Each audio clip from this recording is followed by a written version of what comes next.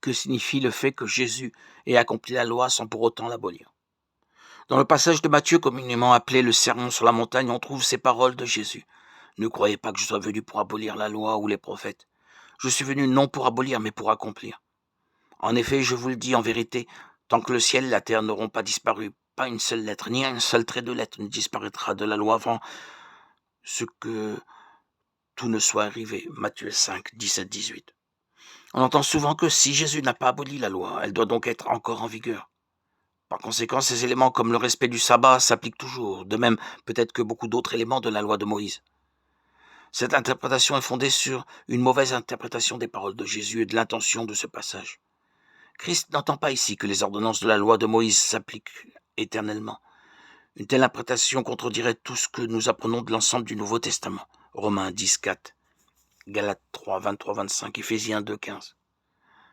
Le sens du terme traduit par abolir est particulièrement important pour cette étude.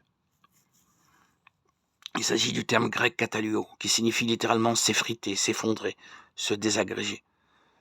On retrouve ce terme 17 fois dans le Nouveau Testament. Il est employé par exemple pour la destruction du temple juif par les Romains, Matthieu 26, 61, 27, 40, Actes 6, 14, et pour la décomposition du corps humain après la mort, 2 Corinthiens 5, 1. Ce terme peut aussi avoir la signification élargie de renverser ou encore rendre vain, privé de succès. En grec classique, il était employé en lien avec des institutions, des lois, pour communiquer l'idée d'invalider. Il est particulièrement important de comprendre le contexte de son utilisation en Matthieu 5, 17, où abolir est mis en opposition avec accomplir. Christ est venu non pour abolir, mais pour accomplir. Jésus n'est pas venu sur cette terre afin de s'opposer à la loi. Son but n'était pas d'empêcher son accomplissement, au contraire. Il l'a respecté, l'aimait, lui obéissait. Et il l'a accompli. Il a accompli les paroles prophétiques de la loi qui le concernaient. Luc 24, 44. Il a accompli aussi les exigences de la loi de Moïse qui exigeait une obéissance parfaite sous peine de malédiction. Galates 3, 10, 13. En ce sens, le dessein divin de la loi reste éternellement valable. Elle accomplira toujours le dessein pour lequel elle a été donnée.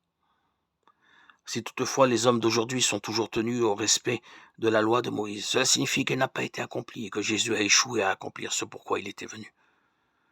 Si au contraire, le Seigneur a accompli sa mission, alors la loi a été accomplie et ne nous lie plus aujourd'hui. De plus, même si la loi de Moïse n'avait pas été accomplie par Christ et restait donc en vigueur, aujourd'hui elle serait contraignante, non pas partiellement, mais entièrement. Jésus a clairement dit que pas une seule lettre ni un seul trait de lettre. Il désignait ainsi les plus petits caractères de l'alphabet hébraïque ne disparaîtraient jusqu'à ce que tout soit accompli. Par conséquent, rien dans la loi ne devait être aboli jusqu'à ce qu'elle ait entièrement accompli ses desseins.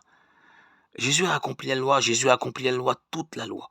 On ne peut dire qu'il a accompli le système sacrificiel, mais pas les autres aspects de la loi. Soit il a accompli toute la loi, soit il n'en a rien accompli. Ce que la mort de Jésus implique pour le système sacrificiel, elle l'implique aussi pour les autres aspects de la loi.